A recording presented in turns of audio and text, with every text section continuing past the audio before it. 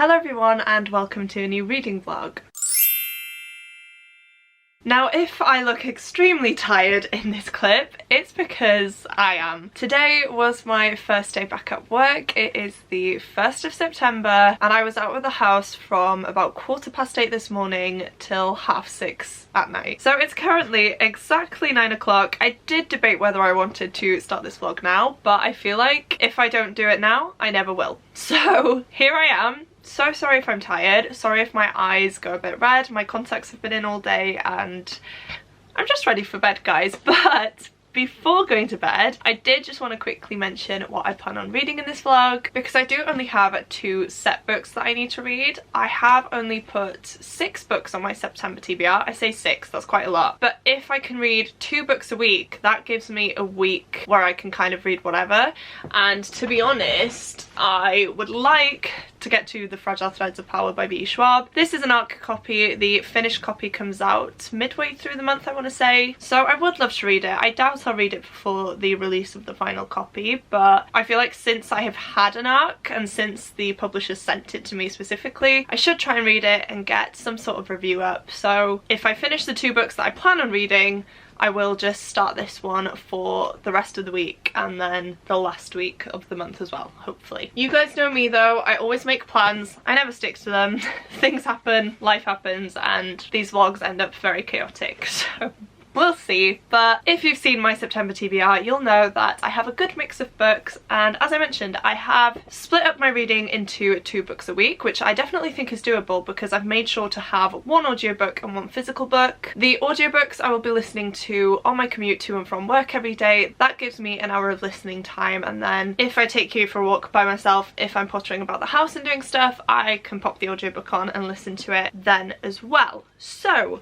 the audiobook that I have for this week is Peril at End House by Agatha Christie, which is the next Hercule Poirot book that I needed to read. So far I have read 7 of these murder mysteries. For those of you who are interested, I follow the reading order on the back. I'm not sure if it is a reading order or if it's just a list of the books, but that is what I'm following and it's working really well for me so far. So this is book number 8 and I am really enjoying it so far. I have started it. I started it today because, as I mentioned, I have actually been to work. According to script, I'm on chapter 8 of 22 and I have 1 hour and 52 minutes left. So this will definitely be getting finished relatively soon, hopefully this weekend actually, but we shall see. This one is a murder mystery book in which we follow Detective Hercule Poirot. This one just says Nick Buckley is suffering from a run of bad luck. First, on a treacherous Cornish hillside, the brakes of her car failed. Then on a coastal path, a falling boulder missed her by inches. Later, an oil painting fell and almost crushed her in bed. Upon discovering a bullet hole in Nick's sun hat, Hercule Poirot decides the girl needs protection.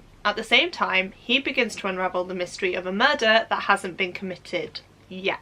Now this is really interesting because I have really enjoyed the start of the book. I have enjoyed the setup. Of course, being back with Poirot and Hastings is such a good time, but seeing them try to convince this girl that she actually is in danger whilst she's being quite flippant about it is so frustrating. But she does let them come to her house, see what's going on, and whilst they have a party there, someone is actually murdered. So the situation escalates, it is very serious now, and of course Poirot is extremely angry at himself for letting this happen, even though it wasn't his fault, bless him. But yeah, it's been very interesting seeing, I don't want to say a more caring side to Poirot because we do see that throughout all of these books, but there's something about him and his relationship with Nick in this one. It's just really nice, and I think that she's finally starting to see that she is in danger and how lucky she's been so far to escape all of these close calls. As per usual with an Agatha Christie book, we have a very large cast of characters. We are in an isolated setting though, as End House is a kind of run-down home. She does have a lot of neighbours there though. She of course has some family members that rely on her money, and so they possibly have a motive as well. And we're definitely still at the point now where we're just kind of being introduced to everyone. Of course the police inspectors are going to come in now and question people, so I am excited to see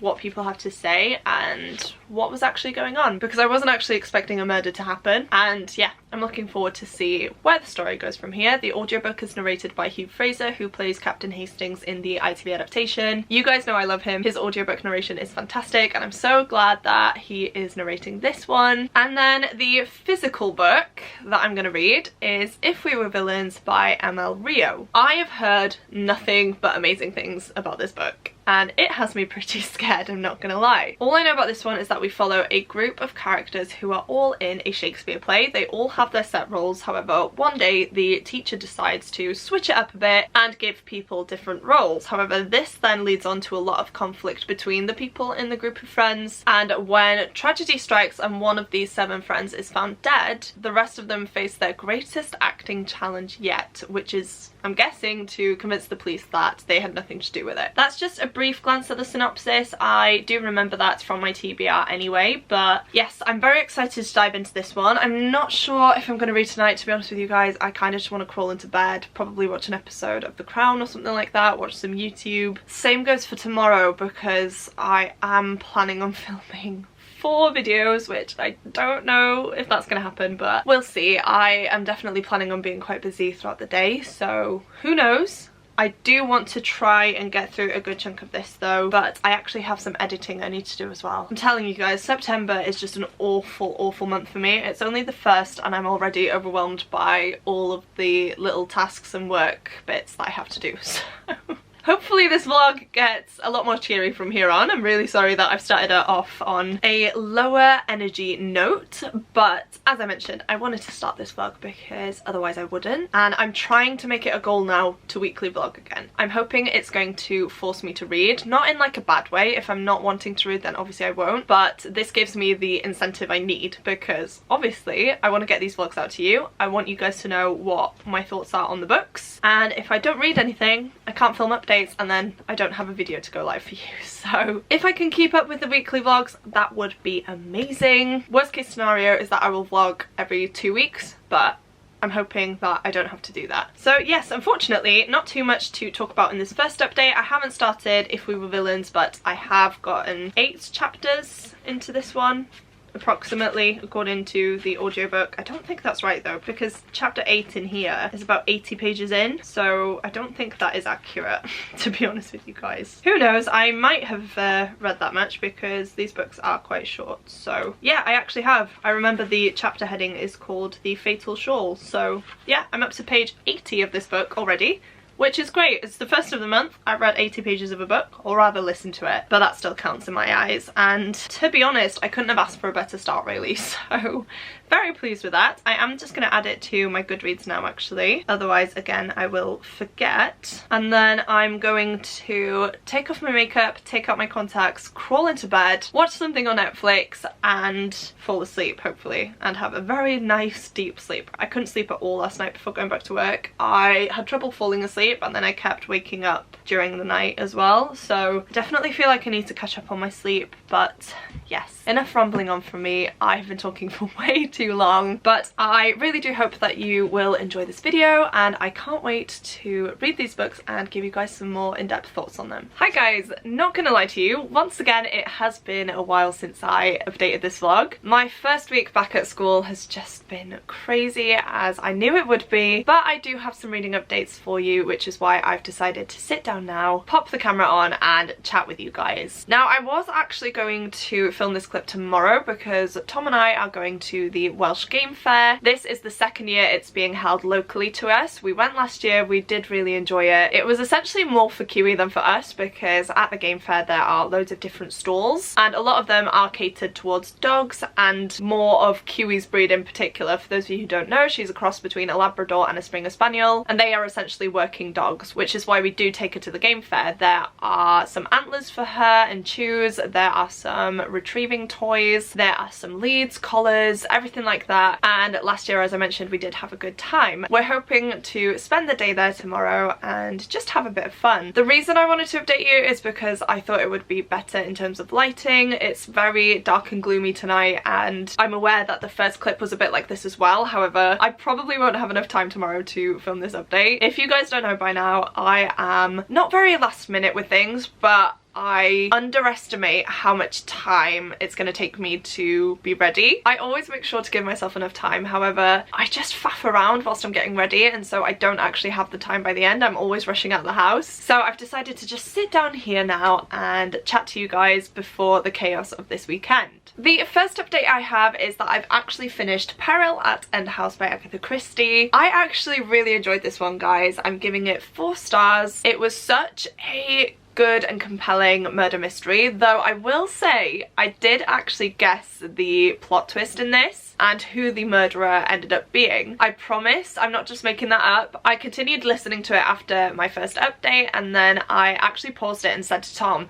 this has happened now, talking about the murder, and I think it's actually this person who's done it because of this. And it turns out I was right. I didn't get the exact reasoning behind it, but I did guess who the murderer was, so I'm getting better at solving these, you guys. And even though I did solve it, it didn't take away from my enjoyment at all. I had a really good time with this one, as I mentioned. The audiobook is once again fantastic. Hugh Fraser just does such an amazing job at narrating these. I feel like because he's played Captain Hastings across the years, he has a very deep connection to Hastings, but also to Poirot. And you can tell that he is definitely thinking about David Suchet whilst he's reading these books, because yeah, I could just picture them both perfectly. And it's making my experience of reading Agatha Christie's books even more enjoyable. See, this is my problem now though. I've left it too long between my updates and I can't remember what I've told you in the first clip, so I don't know what I should say now. What I will say is that this is a very well done murder mystery. We have a large cast of characters as per usual in here. All of them seem to have some motive for wanting our main character Nick dead, but as we go on through the novel and we see Poirot start to investigate, different things come to light that ultimately throw suspicion on a different person than who maybe you would have first thought, and yeah, it's just all solved in a very interesting way, even though I did manage to guess it. So this is one that I'm going to give 4 stars. I had an amazing time listening to this one, and even though it's not my favourite, it is one of the better Agatha Christie murder mysteries that I have read. Do you know what, guys? I can never film a vlog update without something going wrong. My battery is now flashing at me, so give me a second. I'm going to switch that out. Sorry in advance if anything changes. Right, we have a new battery, but we also have Kiwi down here who is currently shaking the camera. Can you not? Yeah, you're being really annoying now. Look, the people are trying to watch. You're distracting me again. On to If We Were Villains now though, guys. I actually haven't made much progress in this at all, unfortunately. I am up to page 30, I believe it was. I still haven't put my bookmark in, but I do remember that, yes, I'm up to scene 3, which is in the middle of the page here, so the chapter breaks are kind of sporadically placed, and then this book is split up into different sections that are acts, because of course we are following some actors in here. Theatre is their speciality, and it's only fitting that the book kind of reflects that. I don't have too much to say about this one so far. Nothing has happened. We are just being introduced to the characters and the setting, and from what I've read so far, I really do enjoy the dynamic of the friend group. It seems like all of them have a very important role to play in this story. I don't know how it's going to come about, but it's that type of relationship where everyone is just so close to each other that they're basically more like family than friends. So yeah, unfortunately I can't really say too much more than that because I haven't really read much. As I mentioned, this week has just been a bit of a write-off, and so I have been listening to audiobooks more than anything, and I haven't been prioritizing this one. But moving on to my next read, which you'll know what it is from the thumbnail, but that one is Babel by R.F. Kuang. I cannot tell you how excited I am for this, guys. This is a book that I actually started last year when it first came out. I think I got about 3 or 4 chapters in, but for some reason at that point I didn't want to carry on reading it because I just didn't feel like I was in the right frame of mind to read it. And so I put it off knowing that one day I would pick it up, it would feel like the right time, and I would love it. And I'm so happy to say, guys, that that is now the case. Once again though, I am listening to the audiobook for this one. I did think about going down that route anyway, and then obviously because I finished Peril at End House so quickly, I needed a new audiobook, and I decided that this was as good a book as any, and I'm so glad that I did decide to go down that route with it. Now again, with this one, I don't actually know where I'm up to in this. I'm not doing a good job at giving you an update, guys. All I know though is that I do have 8 hours left of the audiobook. I did just check, however I can't can't find where I put my phone.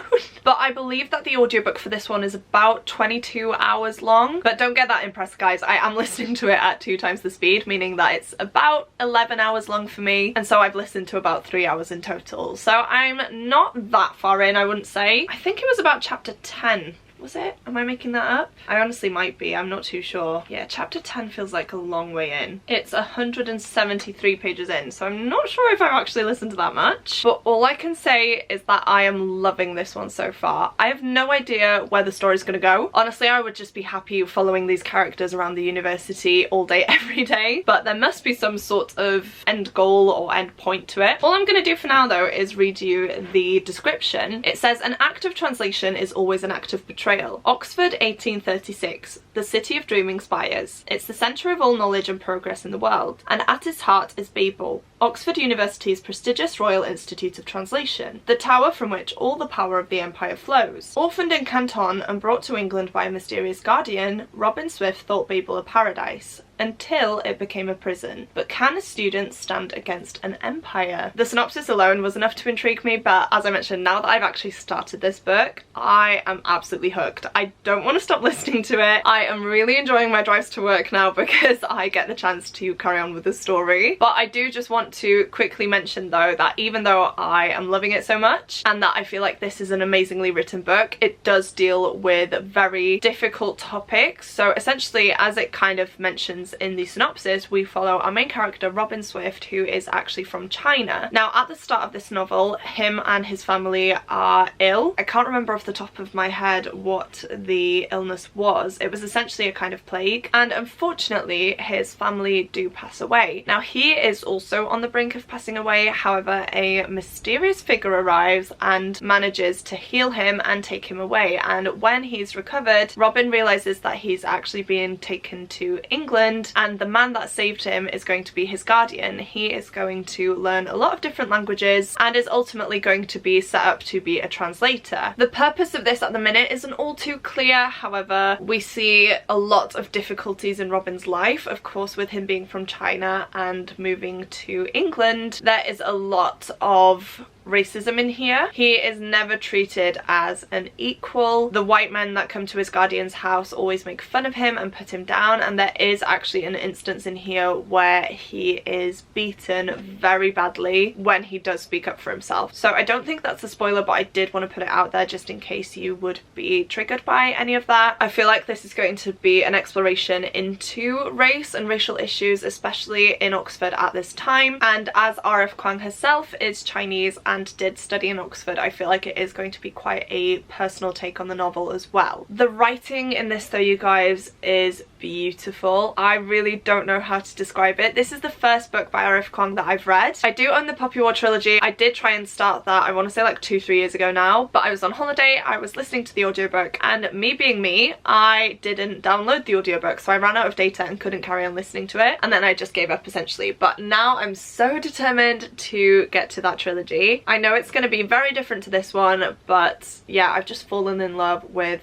her storytelling ability. Her writing is just so beautiful, and I'm genuinely feeling all the emotions reading this book. So yeah, I'm loving it so far. As I mentioned, don't know where it's going to go, but I'm very excited to see and go along with the characters on this journey, because from what I've read so far, they're fantastic and I just want all the best for them. So yeah, as I mentioned, finished Peril at End House, got 30 pages into If We Were Villains, and I have about 8 hours left of Babel now. I'm really enjoying both of these. They are very similar, however they are also vastly different, so I'm not getting too confused by reading both at the same time. This one is very heavy on the Shakespeare from what I've read so far, and of course this one is set in Oxford, so we're learning a lot about the history of Oxford and language, and of course we are dealing with cultural appropriation and cultural issues, as I mentioned. So I feel like I'm gonna have a lot to say about both, and I'm very excited to see what happens next in both stories. As per usual, what was meant to be a very quick update turned into an extremely long one, so I do apologise. Hopefully I've kind of summed up these books well. I feel like I'm out of the swing of reading vlogs again, which is really annoying to me because I was loving them over summer, and then of course now going back to work, it's just thrown me off completely. But as I mentioned, tomorrow we're going to the game fair, so I will put some b-roll of that in next, just so that you can have a break from me talking, and then anything else we do over the weekend I will pop pop it in there as well. I'm not quite sure when I'll next update you because it depends on how I get on at the weekend essentially, but as I mentioned, the majority of Saturday is going to be spent outside. Hopefully the weather is okay because it's very gloomy and dark at the minute, but if it does rain it just means that we may have to leave earlier, which means more time for reading. So hopefully that's the case, and I will chat to you guys as soon as I have some more updates for you.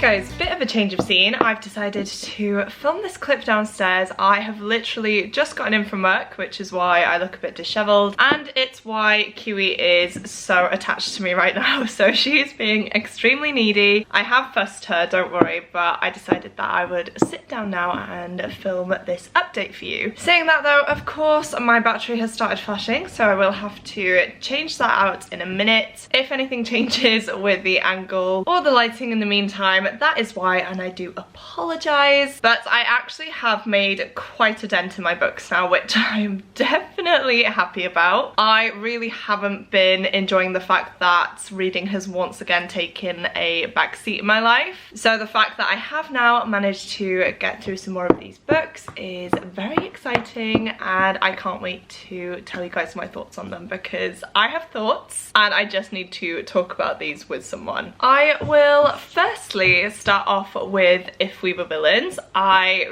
feel like I have dragged this book on for so long, and I am going to be dragging it on a little while longer because I have read quite a few pages now. Let me just see where I'm at. I'm up to page 179, so I'm about halfway now. My goal this week was to try and read about 100 pages a day. However, that hasn't really happened. I did manage to read 100 pages the other day. Oh my gosh, Kiwi's being so cute right now. I'm going to turn you around a little bit. There you go. I did manage to read about 100 pages the other day. That's where I kind of got into the story a lot more. I'm feeling so comfortable now with the writing style, the characters, the setting, what is going on, and I am happy to say that I am really enjoying this book, you guys. I feel like I've currently gotten to the point in both these books where they are very similar. A big plot point has just happened that is essentially the same in that we have all our characters involved. It is something that is a little bit more serious, or definitely more serious, and both of these books moving forward are going to deal with the fallout of that. Now of course I'm not going to go into spoilers, but I love the friendship dynamics in both of these books as well. I know I said I was going to focus on this one in particular, but I feel like with these both being dark academia books, they are very similarly written. However, they are both different enough as well. I was scared picking Babel up because I didn't want to get confused, and I can definitely say that I'm not. These are two separate stories that stand by themselves, even though I'm reading two books from this sort of same category at the same time. I'm not getting confused. I can differentiate between the characters and the setting and what's going on, and I feel like it has been really nice to actually read these books side by side and see the comparisons as well. If We Were Villains was released quite a while ago now. I can't remember what the anniversary edition commemorated. Was it 10 years? Honestly not too sure. The introduction says that this was written 8 years ago, so definitely a difference in time between these two books. However, you wouldn't necessarily think that because they're both so well written. The theme is very much the same, and as I mentioned, the plot of both of these books are very similar, and yeah, I'm excited to see where we go from this point onwards. I am going to sit down now though and try and read a little bit more of If We Were Villains physically. As I mentioned, I have just gotten in from work today. I actually have a half day though, which is lovely. I had a course this morning all about assessment and things like that. It was from 9 until 12, and very nicely my boss said that I could take the afternoon off. I will be doing some bits that I need to do though, don't worry. I am going to take it as kind of PPA time, but it does mean that I am now home. It is 1:30, so maybe I will read until 2, do a bit of work from 2 till 3, take Kiwi for a walk, read some more, and then go to the gym later on tonight. I feel like that would be a good way to tackle the afternoon, so that might be the plan. But yeah, this is really interesting. I've literally gotten to the point now where everything is going to kick off. There is one character in here, guys, that is so infuriating. I'm not gonna name them, but if you've read this, you will definitely know who I'm talking about, because oh my goodness, every time this character is mentioned, I get so angry and I just want him to be gone. I want all the other characters to stand up to them. And something has kicked off now which I feel like is going to change everything. And from the way this book started, I'm very interested to see how we kind of go back to that. But I have no idea at the minute as to what has actually happened, who is involved, and what the outcome is going to be. So I am definitely excited to be carrying on with this one, and hopefully I can read another 100 pages, if not more, tonight, because I don't want to carry this on into the weekend. I would love to finish it by Friday evening because I have such a busy weekend with family, a lot of birthday celebrations, so that is definitely a priority. Babel, I feel like I will finish by tomorrow night as well. I am currently up to chapter 22 of this one, which is page 376. I'm actually getting very close to the end of this book now, and I could not tell you how this is all gonna end. Again, something happened in here that honestly blew my mind. I cannot believe that it happened. And again, we are dealing with the fallout from that and following all of our characters as they try to cope with what has happened. And it is a very weird situation right now. There is a lot of political unrest between different countries, and it does seem like the British are wanting to go to war with China in here. So there are a lot of things happening. Not to the point where it's confusing though. I am following along with the story. The audiobook is fantastic. I would highly recommend you guys listen to that if you are maybe a little bit daunted by this, because it is a big book. It is definitely not dense, but I feel like the start of this, I did start reading it physically and I wasn't really in the mood for it, and because of that I was struggling to read it. However, turning to the audiobook, I've loved it. I have fallen in love with the story. I've fallen in love with the setting, the characters, the history as well, which has obviously been fabricated in some points, but it is pretty accurate from what I've gotten from the author's note. And yeah, I've just fallen in love with this one. R.F. Kuang's writing is beautiful. I am actually really glad that this is the first book that I'm reading by her. Yellowface by R.F. Kuang is actually on my set TBR for September as well, so I am reading that one next week, I want to say. And again, I'm very tempted to pick up the audiobook for that one. And then of course I have the Poppy War trilogy, which I own but I haven't yet read. So this has kind of eased me into R.F. Kuang's writing style, which I appreciate because I feel like diving into a new fantasy world is always a bit daunting, but now that I'm familiar with the writing style, I should hopefully just be able to fall into that world and keep up with what's going on. But yeah, this is a fantastic book. Both of these are. I love the dark academia vibes. I love the setting of the Shakespearean plays in here. I love the theatre school, and in this one of course we have Oxford and talk of all the scholarly things there. And yeah, I'm just loving both, guys. I'm loving Babel more, but that is because I have given it more of my time and attention. I feel like sitting down now to read more of If We Were Villains will give me the chance to, of course, get further along in the story, but to also connect more with the characters, find out what's going on, see what their motivations are, see how things unravel, and yeah, where we ultimately end up. Kiwi's having a big stretch here now.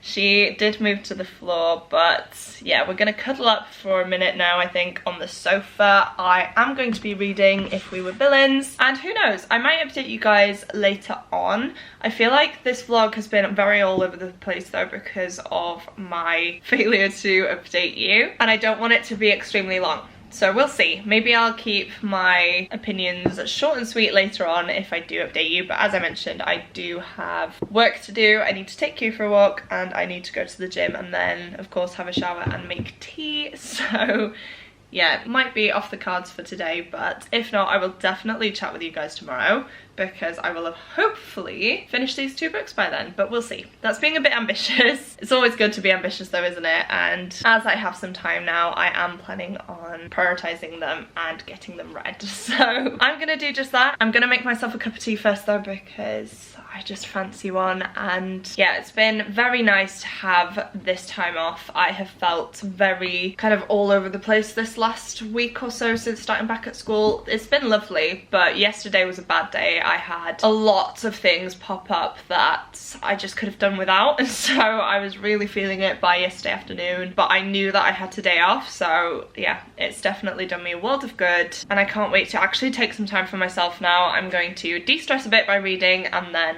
yeah, as I mentioned, concentrate on some work before dealing with the rest of the things I plan on doing tonight. So I'm gonna leave you here, I'm gonna stop chatting, and I will update you guys once I have some more to say. I've done it, you guys. I finished both books, and honestly, I am not okay. These actually took me on such a wild ride, an emotional journey that I honestly don't know how to recover from. Obviously you can see that Kiwi is here. I have just gotten in from work, so she's being very annoying right now, but she wants to be in the video with me apparently. So we're just gonna go with it because she's my baby and I'm not going to tell her to go. But look how cute she is.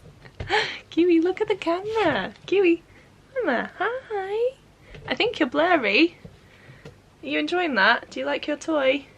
She always has to have something in her mouth, guys. I don't know if you guys watching have Labradors, but yeah, they always have something in their mouths, and this one is no different. So we are currently in the library, as you can see. She has followed me upstairs and she's just circling me because I think she wants to kind of settle down, but because I'm filming and moving, she's not too happy about it. So if she's being a menace, I do apologize, but as I mentioned, I have finished these 2 books. I feel like I'll talk about If We Were Villains first, just because that's the one that has taken me the most time to read, which I genuinely don't know why, because I did really enjoy this one. I think I'm gonna give it 4 stars. It doesn't quite get the full 5 from me because there were some points where I just felt very disconnected from what was going on. So as I've previously mentioned, we are following a group of friends in this book, and one night, after certain events have occurred with a recasting and their roles are kind of switched up a little bit and the hierarchy of the group changes, I guess, one of these friends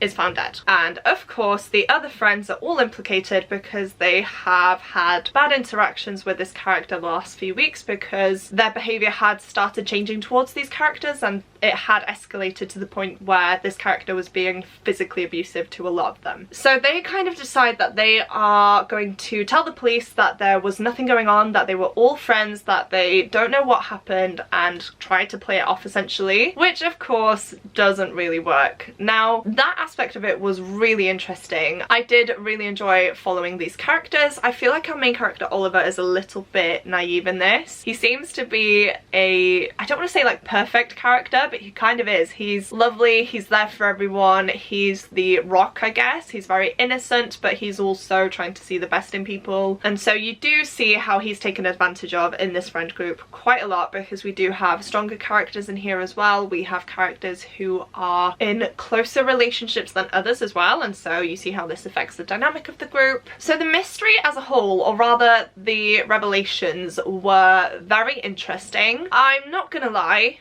I could have told you who did it from about a third of the way in, probably. It was very obvious. I thought there might have been a twist, however there wasn't, which is completely fine, and as I mentioned, I was still pretty engaged in what was going on, that it didn't really affect me too much. The ending of this book was also very ambiguous. I don't know what to make of it. It's kind of an open ending, but not. You do get the resolution, however some questions are left unanswered and then more questions are raised. So if that's not something you like, then maybe stray away from this, but the mystery itself is solved, which I did appreciate. I'm glad that they didn't kind of leave us hanging with that one. However, I think my main issue with this book is the amount of Shakespeare that was quoted. If I was a part of this friend group, I honestly would want to scream, because every single time that these characters speak to each other, they reference Shakespeare or quote Shakespeare, and it's just really tedious to read, and I just didn't connect with it as much. That may be because I can't say I'm a lover of Shakespeare. I read Romeo and Juliet in school, however I'm not familiar with a lot of his other works. That's a lie, actually. I did read the children's collection of his works when I was younger, and I loved them, especially A Midsummer's Night Dream. However, I definitely need to read the proper versions, but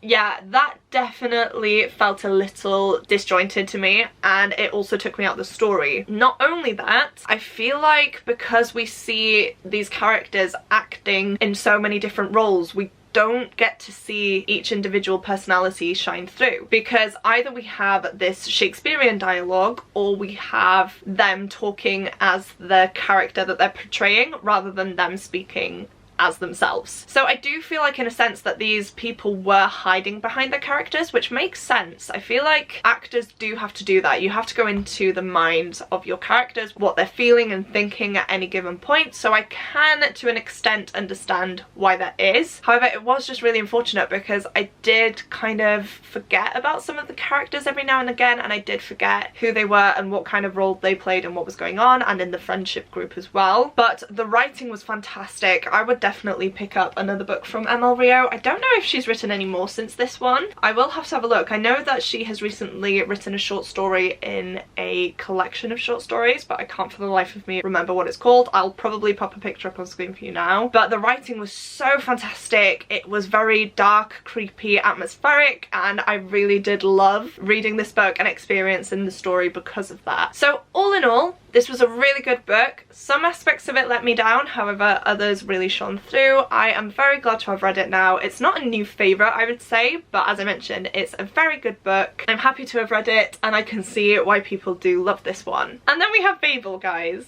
And I don't know what to say about this one. I genuinely just don't have the words to describe how this book made me feel, because this one tore me apart emotionally. I was listening to the audiobook, as I mentioned, and it got to a point where I was driving and I almost had to stop because I just could not comprehend and deal with what was going on in the last few chapters. This book had such an impact on me, which I didn't expect. I have grown to love these characters so much, and so to see how this all played out just broke me. I wasn't sure where this was going at all. I wasn't sure how it was going to wrap up, what we were going to achieve, what the main point of this book was. However, now everything is so clear, and it's essentially a book about standing up for what you believe in, your country, your heritage, and the preservation of your history as well. I think that's one of the elements that I connected with the most in this book. For those of you guys who don't know, I am Welsh. Welsh is my first language. It's a very old Celtic language, and I actually did my degree in Welsh. Now that degree encompassed Welsh history, Welsh language, Welsh literature, basically everything to do with Wales and Welsh as a language. And so to read a book about a set of characters who were oppressed in a different country and were expected to give up the secrets in a way of their mother tongue was very impactful. I have such a deep connection to language and translation in particular as well. I did do a module in my 3rd year on translation. It is such a beautiful art, but oftentimes you see that there aren't the proper words to convey things in English as they are in Welsh. We have some Welsh words such as hiraeth, which is longing, that doesn't quite fit the word longing. It's something much deeper than longing, and so seeing the struggles that these characters faced with those sorts of issues I could very much relate to. Also just their deep love for language in general. As I mentioned, I've studied Welsh. I also studied different Indo-European languages in my time at university. I did study modern Irish for a year and I did learn that. Not very well, I can say, and I haven't had the chance to use it really since I graduated, so unfortunately I don't think I could hold a conversation in modern Irish now, which is a shame. But it was something that was really fascinating to me because I thought that me having both Welsh and English in my life, Irish would kind of fit into that. However, it was so difficult to actually comprehend as a language because of all its different grammatical rules, and yeah, that's its own thing though, isn't it? And that's the beautiful thing about languages, is that they are similar because they do have certain similarities in their words. However, they have their own unique meaning and importance to that specific language, and so you can tell I really enjoyed that aspect of it. I loved the translation element. The Peril edition, I believe, that I own has stenciled edges that says an act of translation is always an act of betrayal, and I can kind of understand that now, especially after reading this one. As I mentioned previously, when you translate something, it does always lose that integrity and it loses a little bit of the original meaning, because how can you convey something that's exactly the same as what the writer wanted to put out there? You just can't. I feel like if I wrote a novel in Welsh and then translated it into English, it just wouldn't hit the same. Other people probably wouldn't notice, but I feel like I could. So I definitely can see that. The discussions in here about race as well and oppression was fantastic. Not that I can relate to these specific circumstances, but again, the Welsh have a very unfortunate history with, I'm not going to mention a specific country, but with some countries, because we were conquered. Those people did try and stomp out our identity. There is a whole ton of history behind it which I won't go into, but for a long time people were burning Welsh books, were forcing Welsh children to speak English in school because they wanted to get rid of Welsh as a language. And so in a different way we have also been very oppressed with our culture, our heritage and our language. So that is definitely an element of this book that I appreciated seeing, and the way it was done, you can tell that R.F. Kuang kind of felt the same way because it just shone through. The injustices that people are dealing with is atrocious. Just because a group of people think they're better than you because they're white, it's honestly disgraceful. And so yeah, seeing the events of this book play out, seeing people stand up against the norm even though they are constantly reminded that they're not good enough, what they do won't make a difference because they are foreigners in this land that they've called home for years. However, when it comes down to it, these white people will never see them as equals. And so it was just, it was just heartbreaking, but so heartwarming at the same time that these people, after being beaten down so much, still hold their values dear and still hold their culture dear. And it was just such a beautiful book, guys, and I would highly recommend it if my review hasn't made that clear already. I am genuinely struggling to talk about this book, and I feel like I will struggle to talk about it because unless you've read it, there's just no way for you to know what I'm going on about, is there? And yeah, it's a very difficult book to explain and give a review for, I think. It's a very personal book for R.F. Kuang, I believe, especially as she has been to Oxford and things like that as well. So if you couldn't tell, this is a 5-star book. It's one of my new favourites. I did not expect to be as emotionally invested in this book as I was. And as I mentioned, I just felt so many connections to this book that, again, I didn't expect, but I really did appreciate it. And it made me kind of take a backseat and think about my own experiences and my own culture, and it was just a really amazing reflection on language and people from different countries who speak different languages, and as I mentioned, of course, the oppression as well, because essentially in here the British people need foreign languages in order to make, I guess, magical silver bars work. Now silver is essentially a power source, and the way it works is that you get two words, one of them in someone's native tongue and one of them in English. They have to essentially mean the same sort of thing, and then that bar is then activated and does what those two words mean. So off the top of my head I can't even think of two words in Welsh and English that I could use, but say for example if I said pump. Now in Welsh it's pretty similar, it is pump. So we have pump and we have pump, and I could put that on a silver bar and it could pump water for me or something. That's probably not the best explanation, but it's the first one that came to mind. Now the British are facing a problem where they're actually running out of words. That is why they are now going off to these different countries, these foreign countries further away, in order to get these native speakers to come over to study English and then to be able to use their mother tongue and English to create more match pairs for these silver bars. Of course,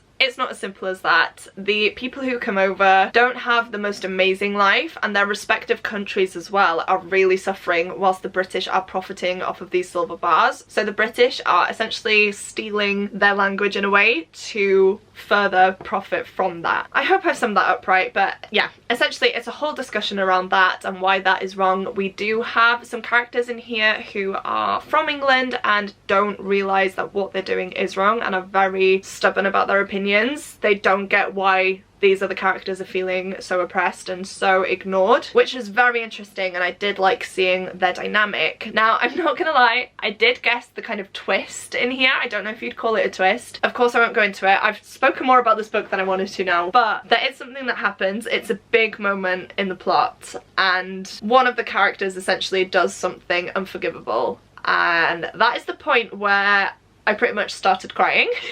And then I just didn't stop until the end of the book. Now, as I mentioned, I did predict that that was going to happen just because of this character's mindset throughout anyway, but the aftermath of that and what happened afterwards just completely broke me, and I kind of want another book, but then I kind of don't. So who knows? If R.F. Kuang decides to write it, I will definitely read it. But for now, I'm so happy with this book as a whole. It's a new favourite of mine. It's such an important book. And as I mentioned, I would highly recommend it if you haven't picked it up, because it's well worth a read and you will definitely get something from it. So there we have it, you guys. I have finally come to the end of this reading vlog. I feel like this is another one that's just taken so long, which I really didn't want to happen. But of course, with me going back to work, everything just went apart and I'm back to my old self where I'm not vlogging as consistently. But saying that, in this vlog I did finish Peril at End House, which I gave, did I say 4 stars? I feel like this is a 4-star. I really did enjoy it. It's definitely one of the stronger Poirot books that I've read, and as per usual I would recommend the audiobook because Hugh Fraser is fantastic. Next up I finished If We Were Villains, which took me way too long, but I ultimately gave 4 stars to. Again, a very good dark academia murder mystery book. Perfect for a Shakespeare lover, however it is still good fun if you are not into your Shakespeare. And then I read Babel, which I gave 5 stars to.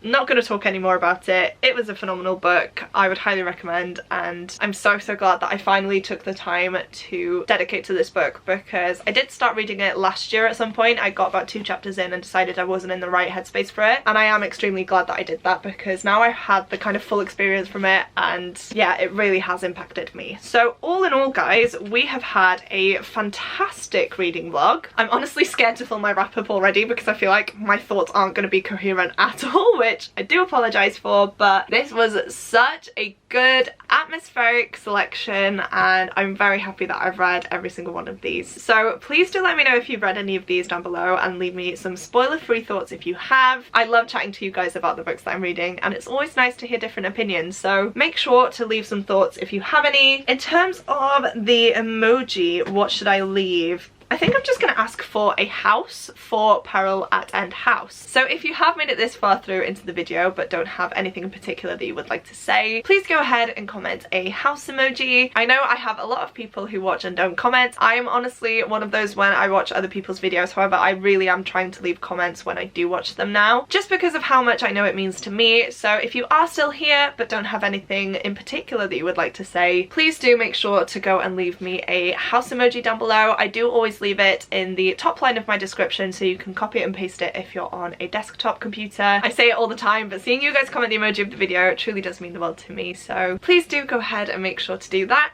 As well as that, please don't forget to click the like button if you like this video and the subscribe button if you'd like to see more content from me. But that is it for me today, guys. Thank you once again for watching, and I will see you soon in my next video. Goodbye!